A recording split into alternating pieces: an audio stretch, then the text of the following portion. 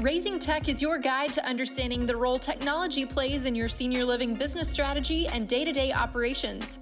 Tune in for tech trends, hot topics, and meet the people behind the tech landscape in senior living to gain practical technology knowledge that you can apply in your community today.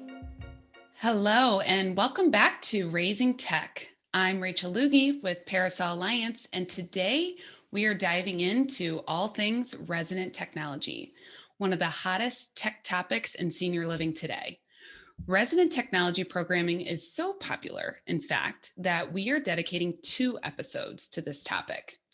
And because there are so many aspects to explore, we've grouped the discussion into 3 key areas. So the first is using technology in your community to support and care for your residents, like medical record systems and telehealth.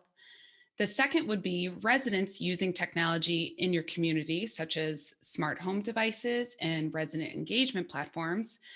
And then finally, what kind of support is needed for the residents themselves as they use the technology that's available to them? So this could be like a resident help desk. So before we dive in, let's introduce who's at the table for today's discussion. We have our host, Amber Bardon, CEO of Parasol Alliance, and our guest, Laura Edwards, Vice President of Strategy and Innovation at Clark Lindsey in Urbana, Illinois. So, Laura, we are thrilled to have you with us today, especially because Clark Lindsey has always been known in the field as a frontrunner and a pioneer in the areas of technology and innovation. So, why don't we start with you? Can you tell us just a little bit about Clark Lindsey? What do our listeners need to know about you and your community? Sure. Thanks so much for having me. Clark Lindsey was founded in 1977. We're right next door to the University of Illinois. We're a single site nonprofit life plan community. We have about 300 residents and around the same number of employees. I've been here for 10 years and in a variety of different roles have seen our community evolve in the way that we use technology and the way our residents use technology. So this is a topic that is near and dear to my heart, and I love to see the ways that our residents can use technology to improve their lives. Excellent.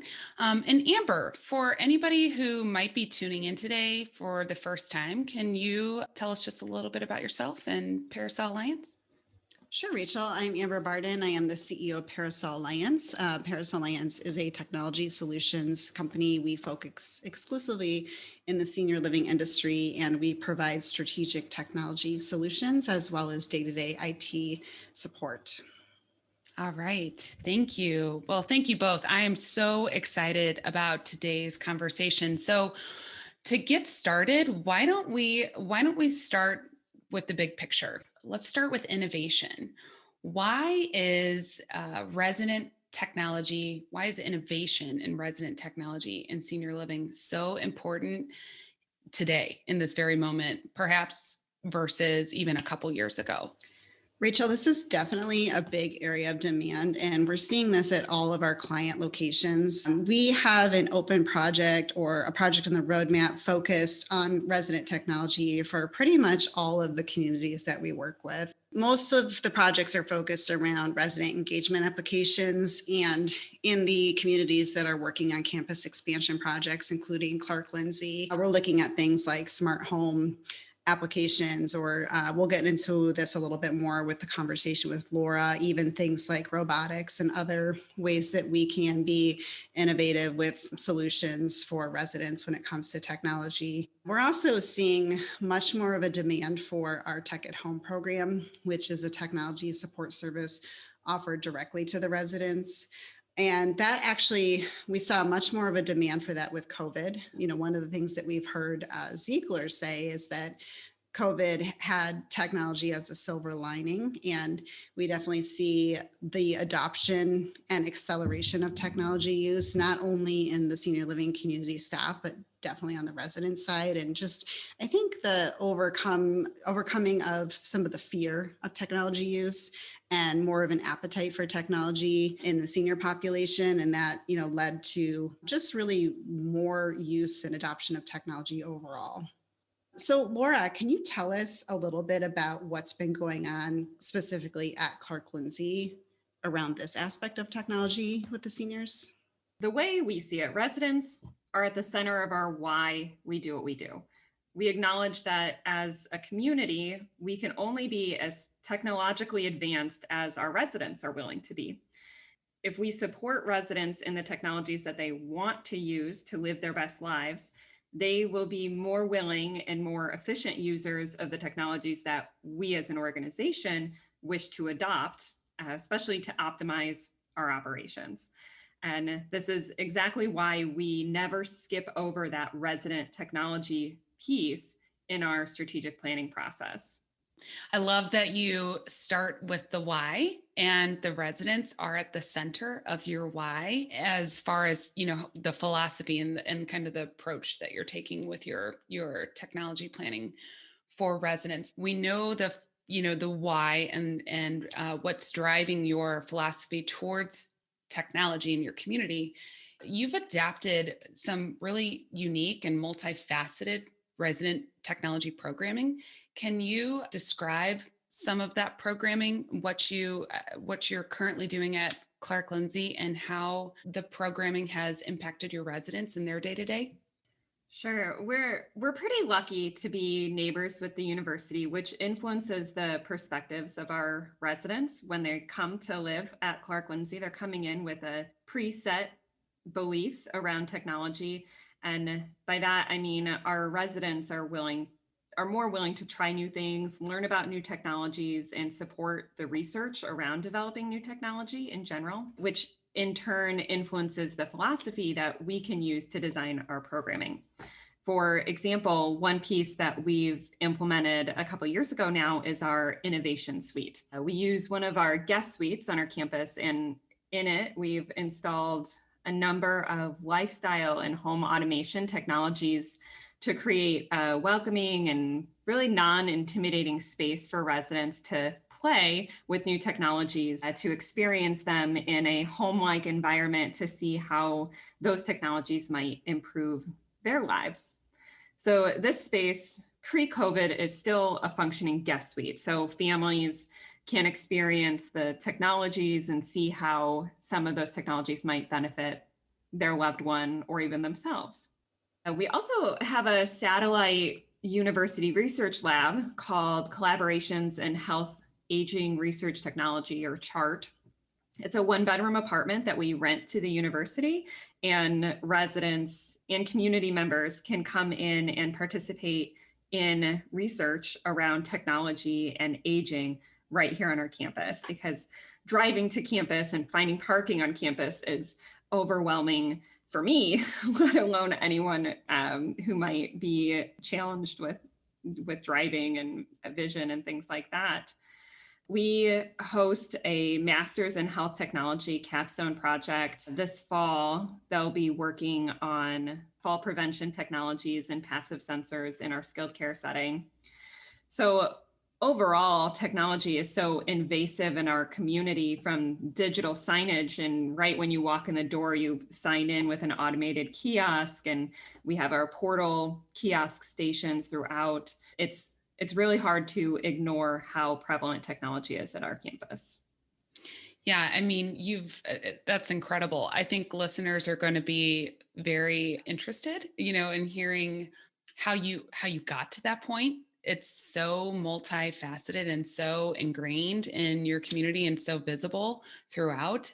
You also have, and maybe you can speak a little bit to this, Laura, you also have a resident support program in place to help the residents, basically thrive using the technology that's available to them.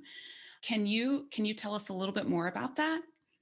So about 15 years ago, before my time, we started a weekly tech help program with student volunteers on Friday afternoons from 3 to 4 p.m. It would only happen during the school year, and it excluded any holiday breaks. So, the month that they take off in the winter and the weeks of spring break and summer was off. And that really fit the needs of the residents at the time. Anything over and beyond that, they would call a local company in if it was something really drastic. But a lot of the things were issues that our receptionist could fix or our activities director could help with. And about 8 years ago, we noticed needs started advancing, and we played around with having our managed service provider at the time provide resident tech help. And after trying that, they told us, no, thank you. That's when we learned that it takes a special person to have the empathy and patience to be doing resident tech help. So around 5 years ago, we explored hiring our own resident tech help assistant. We shared an employee with the local park district to do this, and we learned a lot through that process. This person got quickly involved in other projects and committees and other initiatives that were loosely related to technology, but sometimes it was a little bit of a stretch. So what this meant for residents was less availability for that one-on-one tech help that was truly needed. So today we use Parasol's Tech at Home, which has allowed us that structure we needed to provide the services residents need in a way that made the most sense for us as an organization. Right. We heard loud and clear from our residents that the way that we were doing things wasn't working, that they needed a dedicated person with specific hours and days and times that they would know that they could rely on somebody to respond to a request. So when our previous tech help assistant was getting pulled in all sorts of different directions to manage other types of initiatives, that support wasn't there, and we heard about it. So that made it evident we really needed that person who was devoted solely to that one-on-one tech help with the residents. So Laura, I'm sure that our listeners probably have two questions that they're thinking of as you're describing this dedicated tech support. One question is, how do you pay for this? So what is the return on investment? Are you charging residents for this? If you're willing to share any information on that, I'm sure that's a big question listeners have. And then secondly, how are you incorporating this into any of your marketing materials? Are you using this to be competitive or to differentiate yourself from your competitors? Definitely. So to start with, how do we pay for this? Yes, we do charge residents for the one-on-one support services, and we aim for a majority of the Tech at Home program to be paid for by resident hourly tech support fees. That's our goal, but we do budget appropriately for additional hours because we have our Tech at Home technician doing things like leading classes, which ultimately benefit our operations of how we use the technologies that we've implemented, such as our portal, our engagement portal. So using the portal impacts our operations. And if our residents are using the portal efficiently, then that benefits us as an organization overall. So we do budget for additional hours that can be spent on those group classes and a little bit of portal management, portal education, things like that. We also think that it's really worth it because we're investing in our future. To your question on the marketing piece of things, we know that the residents of the future expect these sorts of things.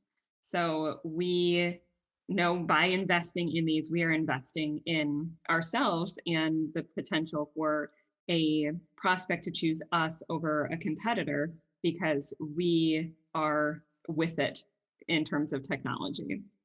Well, I love that. And I think that I can see how that would clearly differentiate your community and be a huge support for residents as they're considering their options. Now we know the menu of options for older adults is, much greater.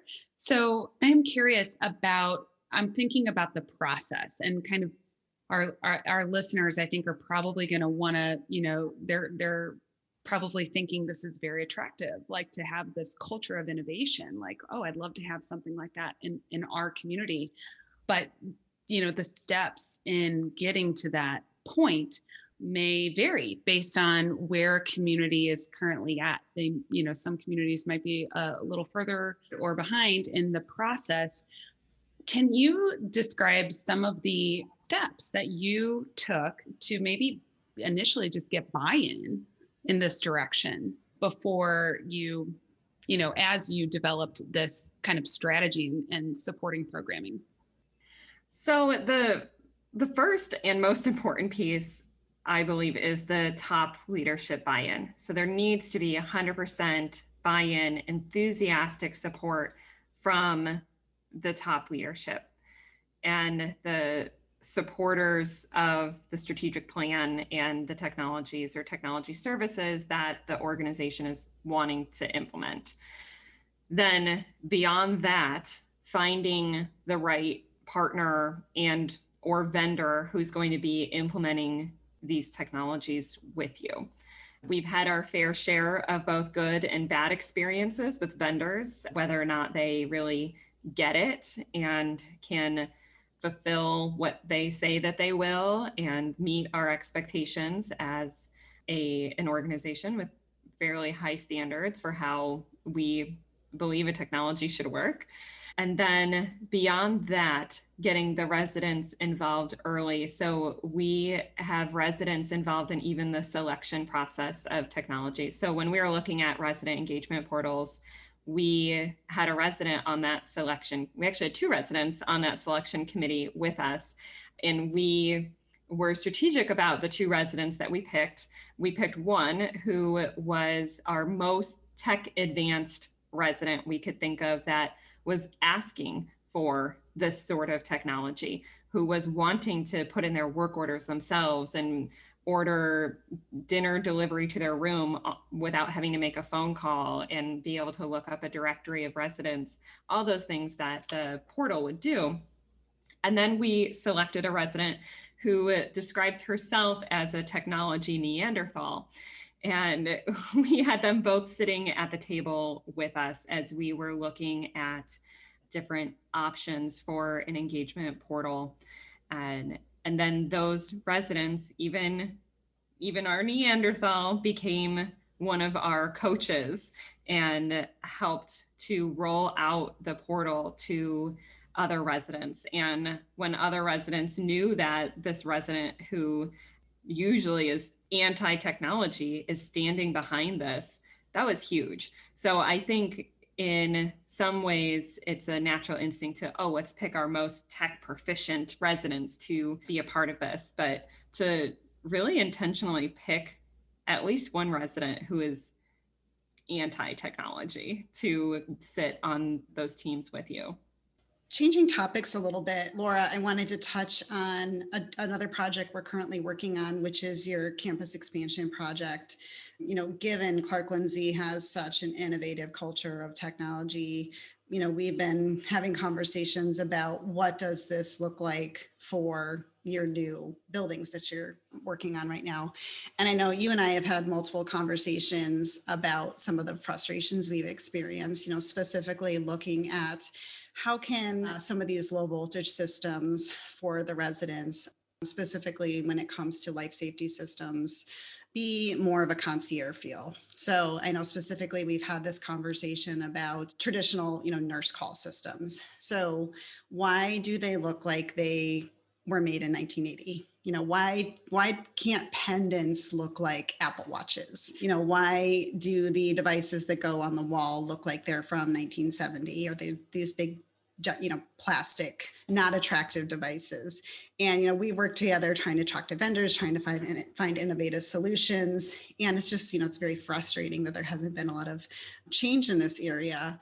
So, I want to hear from your perspective, what are your thoughts on, what do you think that the future is, and how can the industry innovate a little bit more on this, and what are the needs? What are you hearing, from your leadership team at Clark Lindsey and from the residents on what is really the future of resident technology, both from, supporting the residents, innovating, and, kind of what you envision or what the leadership team at Clark Lindsey has envisioned for the future?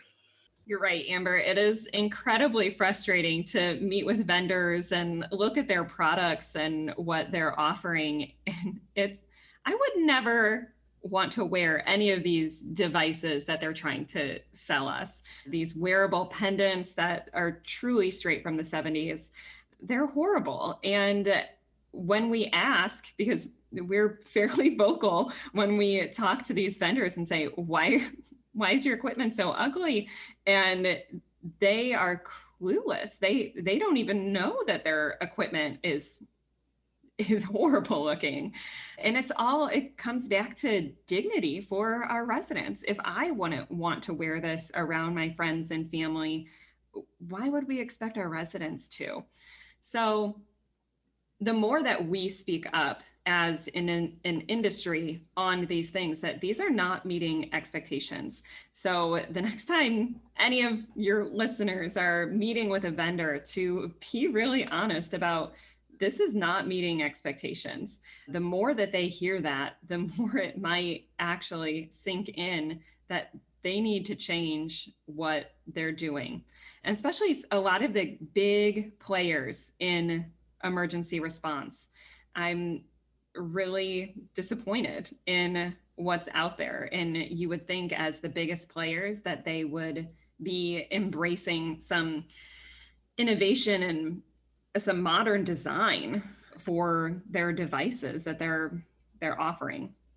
So off of that tangent, our vision for our new expansion is complicated because we are balancing out the cost of what our dream is to the reality of what makes sense financially for this massive project. So yes, in the perfect world, we want every apartment to be completely covered in home automation technologies and concierge innovations for emergency call. And we struggle with the market not being able to offer solutions to us that make sense. So when we talk to a nurse call vendor that checks the boxes in this column, they completely miss what we want in our innovation and automation column. So to find that do-it-all vendor is tough. And when you have to piece together multiple vendors to try to make a solution work, you're making it so much more complicated for the person who has to manage those technologies and for the resident, especially if they are technologies that the resident has to be engaged with to actually have that technology work. It gets complicated really fast. And I can honestly say it's fairly frustrating at the moment. And I will be curious to see how things shake out for us when these buildings are complete. I'm hoping, fingers crossed, that maybe a vendor will come through that says, we do it all. But we have really high expectations for our vendors that we work with. And I think that's our biggest challenge right now. Wow. Yeah, that's really interesting. And thank you for sharing that perspective. I think that's so real. I would imagine there's probably a lot of nodding heads, from listeners as they're kind of hearing your experience. Amber, I'm curious, from your perspective in the work, that you've done, that we've done, the conversations we've had with clients and communities, what are you seeing as far as gaps in resident technology planning? I think that often communities can go about it somewhat piecemeal. So they may come across a product that may be very intriguing or interesting to them and decide to implement that product without perhaps considering the implications of that, or ensuring that they have the right stakeholder buy-in or the right project champions, or the right infrastructure in place to support that product. One of the things we hear over and over again is that they didn't have, probably two major things that, may have led to lack of success would be project champions. So maybe they were able to get a project implemented, but then they didn't identify the right support and ongoing maintenance of the data in that system, or making sure that they had the right support team to make sure that the residents had, the ongoing training and knowledge to continue using that product, or the data was continuously put into the product to make sure that it was usable. And then again, infrastructure. So, we've talked a lot about Wi-Fi on other episodes, but, if a product is heavily reliant on Wi-Fi and there isn't Wi-Fi throughout the building, then there can be frustration, that maybe this app doesn't work, or the smart home, feature doesn't work.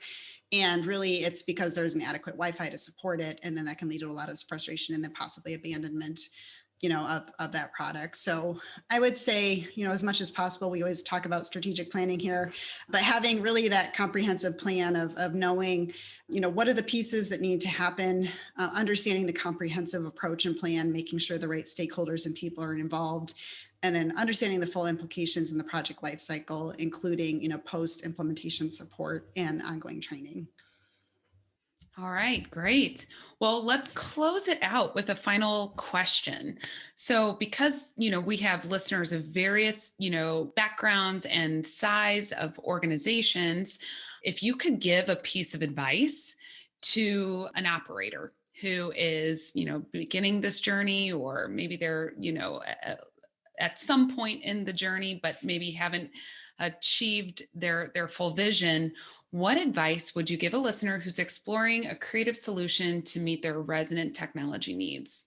I think the biggest piece of advice that I would give to another operator is that you cannot underestimate the importance and the value of one-on-one dedicated resident tech support.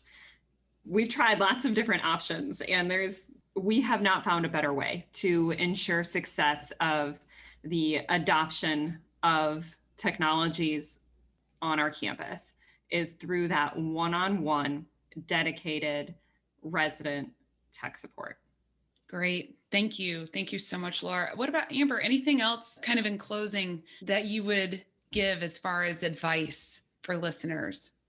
Again, I would just circle back to just understanding the role of technology in your community, who are the right players and the right stakeholders, and understanding, where do all of the different components of technology, whether we're talking about infrastructure, resident engagement apps, smart homes, making sure that you have the right support pieces and resources needed in place to make sure that you can be successful. All right. So, Laura, what excites you most about the future of senior living as it relates to resident technology? I'd have to say automation. The staffing crisis we're in right now is terrifying. And one thing that gives me hope is around automation technologies. So how we can have the people do the people things, the necessary human tasks, and replace the non-necessary with automation. So whether that's something like vacuuming and cleaning the floors, and how we can use more automation in how we've gone from having a person sitting at a desk for our COVID screening to automation, where when we struggle with staffing, we need a person to be providing care. We don't need a person sitting at a desk checking people's temperatures. So that is the piece that gives me hope as every day we are challenged with these staffing issues. And we know that we're not alone. We know that nearly every industry is struggling with this. And in order for automation to be successful, resident proficiency with technology and their comfort and openness to using technology is essential for the success of those sort of technologies. So overall, I'd say automation gives me the most hope for the future of senior living. All right. Well, thank you. Thank you both. This was a great Great conversation. Laura, I imagine there's going to be listeners who may want to find out more about what all you have going on at Clark Lindsey, and perhaps even reach out and pick your brain. How can people find out more about Clark Lindsey? You can give us a call, go to our website, you can email me. If you call us, our number is 217-344-2144, and you can ask for me, Laura Edwards. My email isledwards@clark-lindsey.com, and our website is clark-lindsey.com as well. All right. Thank you so much. And we can always link that information in the show notes too. Information so people can easily find you and your community.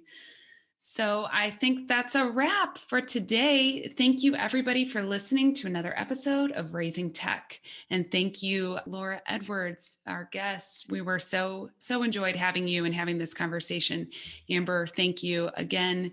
And be sure to tune in next month for part 2 of All Things Resident Technology, where we'll be talking with another community to learn more about their unique approach to resident technology planning.